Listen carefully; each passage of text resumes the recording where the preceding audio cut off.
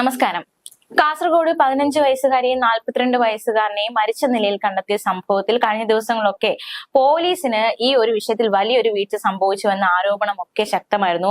അതായത് 12-ാം തീയതി വരെ കാണാതാകുന്നു, പിന്നെ കണ്ടെത്തുന്നത്, അതായത് മൃതദേഹം കണ്ടെത്തുന്നത് കഴിഞ്ഞ ദിവസമാണ്. അപ്പൊ ഇത്രയും ദിവസം ഒരു വലിയൊരു ലാഗാണ് അന്വേഷണത്തിൽ വന്നത്. അത് കഴിഞ്ഞ ദിവസം മുതൽ പോലീസിനെതിരെ വലിയ രീതിയിൽ വിമർശനം ഉയർന്നതാണ്. ഇപ്പോൾ ഹൈക്കോടതിയും വലിയ രീതിയിൽ ഇപ്പോൾ പോലീസിനെ വിമർശിച്ചിരിക്കുകയാണ്. കനത്ത ഒരു രൂക്ഷ വിമർശനം തന്നെയാണ് ഹൈക്കോടതി പോലീസിനെതിരെ ഉന്നയിച്ചിരിക്കുന്നത്. അല്ലെ, ഈ വിഷയവുമായി ബന്ധപ്പെട്ട് ഏറ്റവും പുതിയ വിവരങ്ങളാണ് പങ്കുവയ്ക്കാനുള്ളത്. എന്താണ് ഹൈക്കോടതിയുടെ വിമർശനം? അതായത് സംബന്ധിച്ച് പോലീസിന്റെ രൂക്ഷ വിമർശനമാണ് ഹൈക്കോടതി ഇപ്പോൾ ഉന്നയിച്ചിരിക്കുന്നത്. ഹൈക്കോടതി ഇതിന് വിശദീകരണം തേടിയിരിക്കുകയാണ്. അതായത് ഈ പെൺകുട്ടിയുടെ മാതാവ് ഹേബിയസ് കോർപ്പസ് ഹർജി നൽകിയിരുന്നു. അപ്പൊ അതിലാണ് ഈ ബെഞ്ച് പരിഗണിച്ചത്. ഇപ്പോൾ ഡിവിഷൻ ബെഞ്ച് പരിഗണിച്ച ശേഷം പറയുന്നത് വെച്ച് കഴിഞ്ഞാൽ ഈ ആഴ്ചകൾ കഴിഞ്ഞിട്ടും പോലീസ് എന്താണ് അന്വേഷിച്ചതെന്നാണ് കോടതി ഇപ്പോൾ ചോദിച്ചിരിക്കുന്നത്. ഒരു VVIPയുടെ മകളെയാണ് കാണാതായതെങ്കിൽ പോലീസ് ഇങ്ങനെയായിരിക്കുമോ പ്രവർത്തിക്കുക എന്നാണ് ഹൈക്കോടതി രൂക്ഷമായിട്ട് ചോദിച്ചിരിക്കുന്നത്. അതായത് നിയമത്തിന് മുന്നിൽ VVIPയും സാധാരണക്കാരും തുല്യരാണെന്നാണ് കോടതി ഇപ്പോൾ പോലീസിന് മുന്നിൽ ചൂണ്ടിക്കാണിച്ചിരിക്കുന്നത്. അത് കേസ് ഡയറിയുമായിട്ട് നാളെ കോടതിയിൽ ഹാജരാകാനും അന്വേഷണ ഉദ്യോഗസ്ഥരോട് ഹൈക്കോടതി നിർദ്ദേശിച്ചിട്ടുണ്ട്. അതായത് ഈ പരാതിയൊക്കെ നൽകിയിട്ട് പോലും ഈ പോലീസ് കാര്യമായിട്ട് ഒരു അന്വേഷണത്തിന് വേണ്ടിയിട്ട് മുന്നിട്ടിറങ്ങിയില്ല എന്ന് തന്നെയാണ് ഈ നാട്ടുകാരും മാതാപിതാക്കളും അടക്കം ആരോപണം ഉന്നയിച്ചിരുന്നത്. ഹൈക്കോടതി ഇവിടെ ചോദിച്ച നിർണായകമായ, അതായത് വളരെ റെലവെന്റ് ആയിട്ടുള്ള പോയിന്റ് ആണ്. അതായത് ഒരു VIPയുടെ മകളായിരുന്നെങ്കിൽ ഇത്രയും ഒരു എപ്പോഴേ കണ്ടുപിടിച്ചേനെ അല്ലേ? അപ്പോ കഴിഞ്ഞ ഫെബ്രുവരി 12-ാം തീയതി കാണാതെ ഒരു പെൺകുട്ടി, എന്നിട്ടും ആ മാതാപിതാക്കൾ എവിഡൻസ് അടക്കം പറയുകയാണ് ഇന്ന ആളുമായിട്ടാണ് കാണാതെ ഇരിക്കുന്നത് എന്ന് അടക്കം പറയുമ്പോൾ പോലും പോലീസ് ഒരു അനാസ്ഥ, അതായത് ഒരു ഒളിച്ചോടി, ഇത്രയും ഏജ് ഡിഫറൻസ് അവര് ഒളിച്ചോടി എന്നുള്ള രീതിക്ക് അതിന് വളരെയധികം ആ കൈകാര്യം ചെയ്യുന്നത് വളരെയധികം എന്താ പറയുക ഗൗരവമായി എടുക്കാതെ തന്നെ ഒരു അനാസ്ഥ അതിൽ നമുക്ക് തീർച്ചയായും അതിനകത്ത് തന്നെ കാണാൻ കഴിയും. പോലീസിന് ഒരു മുൻവിധി ഇവിടെ പ്രവർത്തിച്ചിട്ടുണ്ടോ? അതായത് ഒരു പെൺകുട്ടിയെയും ഒരു പയ്യനെയും കാണാതാകുന്നു, അപ്പൊ സ്വാഭാവികമായിട്ട് അവർ ഒളിച്ചോടിയതാകാം എന്നൊരു മുൻവിധിയോടെയുള്ള ഒരു അല്ലെങ്കിൽ ഒരു മുന്നോട്ട് പോക്ക്, അതും ഇവിടെ ഒരു തടസ്സമായി എന്ന് തോന്നുന്നു. മിക്ക കേസുകളിലും, ഞാൻ കഴിഞ്ഞ ദിവസം ഒരു സംഭവം സൂചിപ്പിച്ചതാണ്, അപ്പൊ മിക്ക കേസുകളിലും ഒരു പെൺകുട്ടി മിസ്സിംഗ് ആണ്, അല്ലെ കൂടെ ഒരു പയ്യന് മിസ്സിംഗ് ആയി എന്ന് പറഞ്ഞാൽ ആദ്യം എല്ലാവരും ചിന്തിക്കുക അവർ ഒളിച്ചോടിപ്പോയി, അവരെങ്ങോട്ടോ പോയി ജീവിക്കുന്നു. അപ്പൊ ആ ഒരു രീതിയിൽ ഇനിയെങ്കിലും ഇത്തരത്തിലുള്ള സംഭവങ്ങൾ കുറച്ചുകൂടി ഗൗരവത്തോടെ എടുത്ത് അധികൃതർ അന്വേഷിക്കട്ടെ അല്ലെ. അതായത് കുറച്ചുകൂടി ഒരു നേരത്തെ വലിയ രീതിയിലുള്ള ഒരു അന്വേഷണം ഉണ്ടായിരുന്നുവെങ്കിൽ എനിക്ക് തോന്നുന്നു ഇവരെ ജീവനോടെങ്കിലും രക്ഷിക്കാനാകുമായിരുന്നു എന്ന ഒരു ചെറിയൊരു ഹോപ്പ്. അതെ, ഇപ്പൊ പ്രാഥമിക പോസ്റ്റ്മോർട്ടം റിപ്പോർട്ട് പുറത്തു വന്നിട്ടുണ്ട്. കഴിഞ്ഞ ദിവസമൊക്കെ ഇത് ആത്മഹത്യ എന്നുള്ള പ്രാഥമിക നിഗമനം വന്നിരുന്നു. അപ്പൊ ഇതിന്റെ പ്രാഥമിക പോസ്റ്റ്മോർട്ടം റിപ്പോർട്ടിൽ ഇപ്പൊ പറഞ്ഞിരിക്കുന്നതെന്ന് വെച്ച് കഴിഞ്ഞാൽ ഇവര് കണ്ടെത്തുമ്പോൾ മൃതദേഹം ഉണങ്ങിയ നിലയിലായിരുന്നു. മൃതദേഹങ്ങൾക്ക് 20 ദിവസത്തെ പഴക്കമുണ്ട്, 20-ലധികം ദിവസത്തെ പഴക്കമുണ്ട്. അതായത് ഒരു എന്താ പറയാ ഒരു മമ്മി ഫൈഡ് ആയിരുന്നു അത് കണ്ടെത്തുമ്പോൾ. അതായത് ഈ മൃതദേഹം എന്തുകൊണ്ട് ഇത്രയും ദിവസങ്ങൾ കഴിഞ്ഞിട്ടും ദുർഗന്ധം വമിച്ചില്ല എന്നുള്ള ചോദ്യമൊക്കെ ഉയർന്നതാണ്. അപ്പൊ അതിന് ഒരു ഉത്തരമായി കഴിഞ്ഞിരിക്കുകയാണ്. അതായത് അതിനെ കണ്ടെത്തുമ്പോൾ ഒരു മമ്മി ഫൈഡ് എന്ന നിലയിലേക്കായിരുന്നു. അതായത് മൃതദേഹങ്ങൾ ഉണങ്ങി, അത്രയ്ക്കും ചൂടാണ്, ഇപ്പോഴത്തെ ക്ലൈമറ്റ് നല്ല ചൂടാണ്. അപ്പൊ അതിനിടയ്ക്ക് ആ മൃതദേഹങ്ങൾ ഉണങ്ങിയത് കൊണ്ട് തന്നെ ആ ദുർഗന്ധം അധികം ഒന്നും വമിച്ചിരുന്നില്ല. അപ്പോ അത്രത്തോളം അങ്ങനെ ഒരു സിറ്റുവേഷനിൽ ആ മൃതദേഹങ്ങൾ കണ്ടെത്തിയെന്ന് പറയുമ്പോൾ അതിദയനീയമാണ്. ആ മൃതദേഹങ്ങൾക്ക് അങ്ങനെ ഒരു അവസ്ഥ നമ്മള് അതിനൊക്കെ സാക്ഷ്യം വഹിക്കേണ്ടി വരികയെന്ന് വെച്ച് കഴിഞ്ഞാൽ അത് ദയനീയമായ ഒരു അവസ്ഥ തന്നെയാണ്. കാരണം വെറും 200 മീറ്റർ അകലെ മാത്രം മാറിയാണ് ഈ ഒരു സംഭവം നടക്കുന്നത്. ആ മാതാപിതാക്കളുടെ മാനസികാവസ്ഥ എന്ത് തന്നെയായിരിക്കും? സ്വന്തം മകളെ, ഇന്നലെ വരെ കണ്ട ആ മകളുടെ ആ ഒരു ദയനീയമായ ശരീരം കാണുമ്പോൾ ആ ഒരു മാതാപിതാക്കളുടെ മനസ്സ് എങ്ങനെയാണ് നമുക്ക് ഊഹിക്കാവുന്നത് തന്നെയാണ്. കാരണം മകൾ എവിടെ എന്ന് ആ നാടും വീടും ആ മാതാപിതാക്കളും അന്വേഷിച്ചു നടക്കുകയായിരുന്നു. അപ്പൊ ഈ എങ്ങനെയാണ് മരണം എന്നത് പോസ്റ്റ്മോർട്ടം റിപ്പോർട്ടിൽ ഇല്ല. പോസ്റ്റ്മോർട്ടം റിപ്പോർട്ടില് എന്താണ് പ്രാഥമിക നിഗമനം മാത്രമാണ്. പോസ്റ്റ്മോർട്ടം റിപ്പോർട്ട് പുറത്തു വരാനുണ്ട്. ഈ പോസ്റ്റ്മോർട്ടത്തിലെ പ്രാഥമിക നിഗമനത്തിലാണ് ഈ മൃതദേഹത്തിന് 20-ലധികം ദിവസം പഴക്കമുണ്ട് എന്ന് പറഞ്ഞിട്ടുള്ളത്. അപ്പൊ ഇവരെ കാണാതാകുന്നത് 12-ാം തീയതി, ഇന്നലെ. കഴിഞ്ഞ 20 ദിവസം എന്ന് പറയുമ്പോൾ തീർച്ചയായും ഇവരെ കാണാതായി ഒരാഴ്ച കഴിഞ്ഞിട്ടായിരിക്കാം ചിലപ്പോൾ ഈ ഒരു മരണം സംഭവിച്ചിരിക്കുന്നത്. അപ്പോ ഈ ഒരാഴ്ചയോളം അവർ എവിടെയായിരുന്നു, അല്ലെങ്കിൽ അവർക്ക് ആരൊക്കെ സഹായം ചെയ്തിരുന്നു, എന്തുകൊണ്ടാണ് അവര് അവിടെ നേരിട്ടത്, ഇവർക്ക് ആഹാരമടക്കം മറ്റാരെങ്കിലും പുറത്തുനിന്ന് എത്തിച്ചെന്നോ അതല്ലെങ്കിൽ ഈ പറഞ്ഞ പ്രദീപ് അതൊക്കെ എല്ലാം മുൻകൂട്ടി തയ്യാറാക്കിയിരുന്നു. പക്ഷെ അത്തരത്തിലുള്ള ഒരു സൂചനകളൊന്നും പരിസരത്ത് ലഭിച്ചിരുന്നില്ല. ആകെ ഒരു ചോക്ലേറ്റ് മാത്രമാണ്, അതിന്റെ ഒരു പാക്കറ്റ്, ഒരു കവർ മാത്രമാണ് ആ പരിസരത്ത് ഉണ്ടായിരുന്നത്. ഇവര് ആഹാരം കഴിച്ചിരുന്നോ എന്ന് പോലും നമുക്ക് വ്യക്തമല്ല. ഒരു കത്തി, ഒരു കിറ്റ്കാറ്റിന്റെ ഒരു കവറ്, പിന്നെ മൊബൈൽ ഫോൺ പോലും നമ്മള് രാവിലെ ചർച്ചയിൽ പറഞ്ഞതുപോലെ തന്നെ മൊബൈൽ ഫോണൊക്കെ ഒരു പാറക്കല്ലിൽ വീണ് പൊട്ടിയ നിലയിലൊക്കെയാണ് അത് ഇരിക്കുന്നത്. ഒരിക്കലും അക്കേഷ്യ മരത്തിന്റെ ഇലയിൽ വീണ് ആ ഗ്ലാസ് എന്തായാലും പൊട്ടാൻ ചാൻസ് ഇല്ല. ഇവിടെ വിമർശിക്കപ്പെടേണ്ടത് പോലീസിന്റെ ഒരു അനാസ്ഥ തന്നെയാണ് അല്ലേ? ഹൈക്കോടതി പറഞ്ഞതൊക്കെ ശരിയാണ്. ഒരു VIP യുടെ മകളായിരുന്നെങ്കിൽ ഇത്രയും ഒരു ലാഘവത്തോടെ അല്ലെങ്കിൽ ഒരു കുറച്ചുകൂടി സീരിയസ്നെസ്സോടെ അന്വേഷിക്കൂലേ?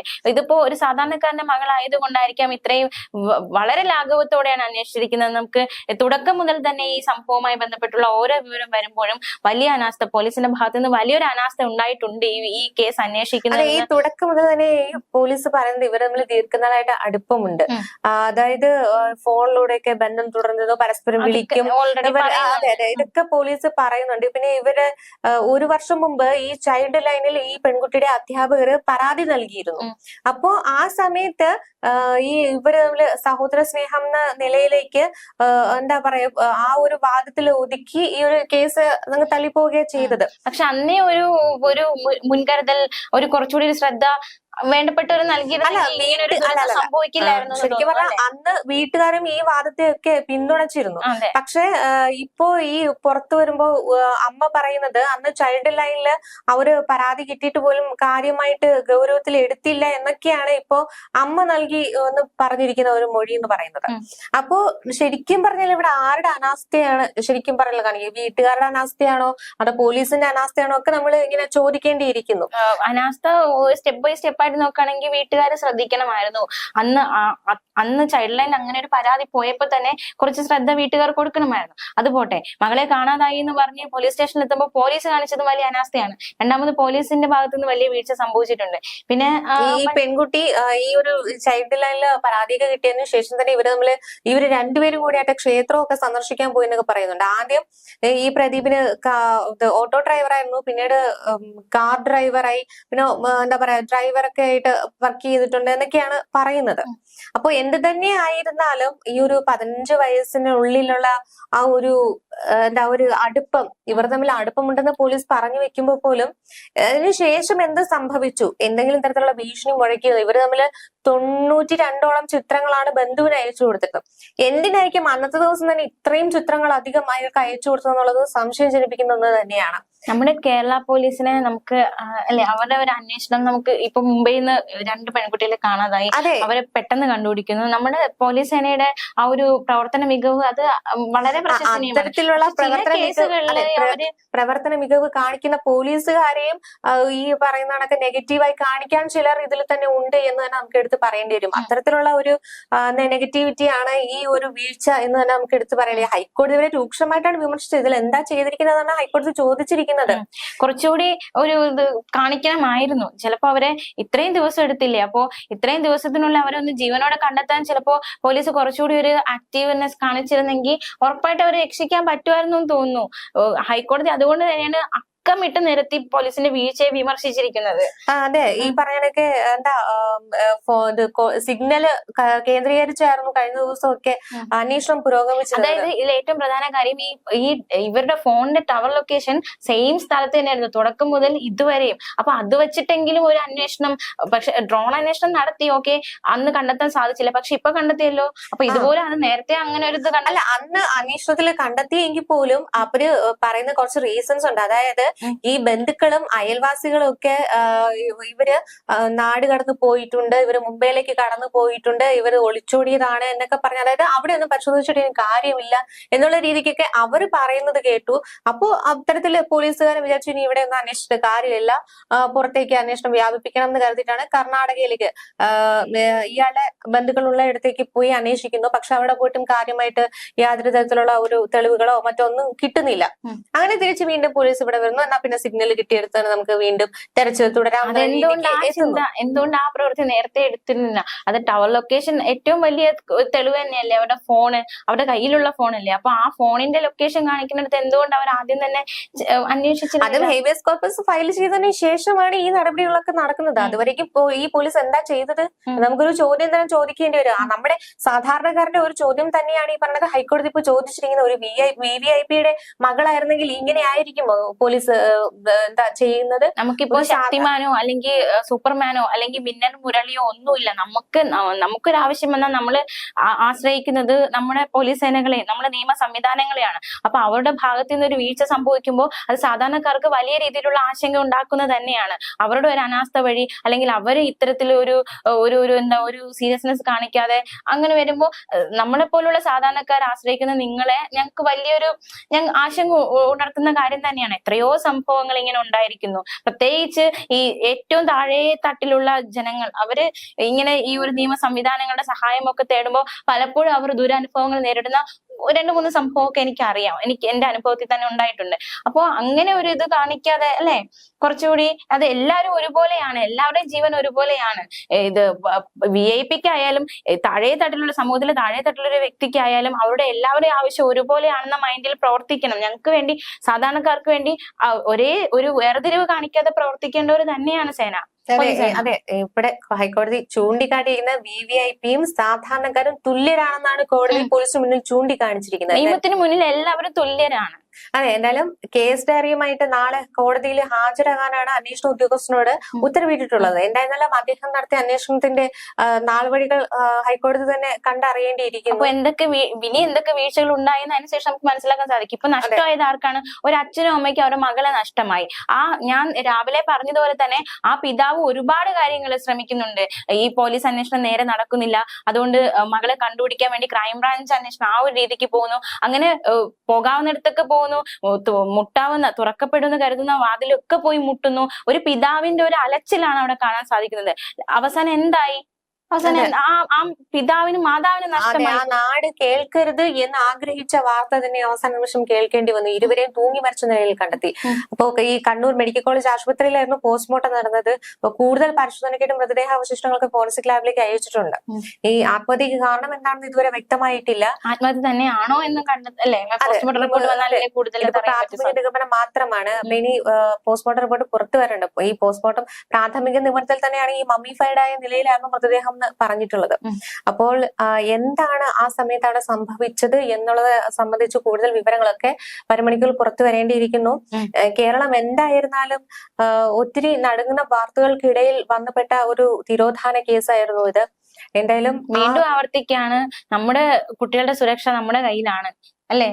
നമ്മള് ഒരു ചെറിയ സൂചന ഈ ഒരു വിഷയത്തിൽ ആ ചൈൽഡ് ലൈൻ ആ സംഭവം വന്നപ്പോഴേ കുറച്ചുകൂടി ഒരു ഗൗരവം വീട്ടുകാർ കൊടുക്കണമായിരുന്നു. അല്ല, എനിക്ക് തോന്നുന്നു ഇപ്പോഴത്തെ കാലഘട്ടത്തിൽ കുട്ടികൾ ഭയങ്കരമായിട്ട് പരീക്ഷയെ ഭയക്കുന്നു തോന്നുന്നു. കാരണം ഈ പരീക്ഷയുടെ സമയങ്ങളിലൊക്കെയാണ് പെൺകുട്ടികൾ പലതരത്തിലുള്ള കാരണങ്ങൾ ഉണ്ടാക്കി വീട് വിട്ടിറങ്ങുന്നത്. ഒന്ന് മുംബൈയിലേക്ക് പോയ നാട് വിട്ട് പോകൽ, അതും ഈ +2 എക്സാം നടക്കുന്ന സമയത്തായിരുന്നു. അവർ ആ എക്സാം എഴുതിയിരുന്നില്ല. ഈ പെൺകുട്ടിയുടെ തിരോധാന കേസിലായിരുന്നാൽ പോലും SSLC എക്സാം സ്റ്റാർട്ട് ചെയ്യുന്നതിന് തൊട്ട് മുമ്പായാണ് പെൺകുട്ടിയെ കാണാതായത്. പിന്നെ പലരും പരീക്ഷയെ ഭയന്ന് പോലും എന്താ പറയാ, ആ പരീക്ഷയ്ക്ക് പഠിച്ചൊന്നും ഓർമ്മയില്ല എന്ന് പറഞ്ഞു പോലും ആത്മഹത്യക്ക് ശ്രമിക്കുന്നു. പരീക്ഷ എഴുതി കഴിഞ്ഞ് വീട്ടിൽ വന്ന് സൂയിസൈഡ് ചെയ്യുന്നു. അപ്പൊ അങ്ങനെ പലതരത്തിലും പരീക്ഷയെ പോലും ഭയക്കുന്നു. ഫുൾ A+ തന്നെ മേടിക്കണം എന്ന് പറഞ്ഞ് വീട്ടുകാരും പ്രഷർ കൊടുക്കുന്നു, നാട്ടിലും പ്രഷർ കൊടുക്കുന്നു. ഇതെല്ലാം മനസ്സിലിട്ടുകൊണ്ട് തന്റെ കൂട്ടുകാരികൾക്കും മറ്റുള്ളവർക്കും ഒക്കെ A+ തന്നെ ലഭിക്കുന്നു. തനിക്കത് കിട്ടുമോ, താൻ പരാജയപ്പെട്ടു പോവുമോ, മാർക്ക് കുറഞ്ഞു പോവോ എന്നൊക്കെ കരുതി പലതരത്തിലുള്ള എന്താ പറയാ ആ ഒരു ടെൻഷൻസ് അനുഭവിക്കുന്നുണ്ടോ. അപ്പൊ അതിൽ നിന്നൊക്കെ റിലീഫ് ആയിട്ട് ഈ പറഞ്ഞാണൊക്കെ ചിലപ്പോ ഈ പറഞ്ഞ എന്താ പറയാ ഒരു ഒളിച്ചോട്ട കഥ ഉണ്ടാക്കിയോ അല്ലെങ്കിൽ ഇനി അങ്ങനെ ഇറങ്ങിപ്പോയി കഴിഞ്ഞാൽ തനിക്ക് പഠിക്കേണ്ട ഒരു സോഷ്യൽ മീഡിയയിലൊക്കെ ഇത്തരത്തില് പലതും ട്രെൻഡായി മാറാറുണ്ട്. അതായത് തനിക്ക് ജോലി ചെയ്യേണ്ട, തന്റെ ഭർത്താവ് ജോലിക്ക് പോകുന്നതിനോട് തനിക്ക് താല്പര്യമില്ല, തന്റെ അമ്മയ്ക്ക് വളരെയധികം പൈസയൊക്കെ ഉണ്ട്, അപ്പൊ അമ്മ വന്നിരുന്ന് നോക്കിക്കോളും, അങ്ങനെയൊക്കെ പറയുന്ന ഒരു യുഗത്തിലേക്കാണ് ഇപ്പൊ നമ്മൾ പോയിക്കൊണ്ടിരിക്കുന്നത്. അത്തരത്തിൽ ന്യൂ ജനറേഷൻ മാറിക്കഴിഞ്ഞു. അപ്പോൾ അത്തരത്തിൽ ആ പരീക്ഷയെ ഭയന്നോ അല്ലെങ്കിൽ അത്തരത്തിൽ പഠനം സംബന്ധമായി തനിക്ക് താല്പര്യമില്ല പഠിക്കാൻ എന്നുള്ള രീതിക്കൊക്കെ കുട്ടികളുടെ ചിന്തകളൊക്കെ മാറിപ്പോവോ എന്നൊക്കെയാണ് നമുക്ക് സംശയം ഇപ്പൊ തോന്നുന്നത്.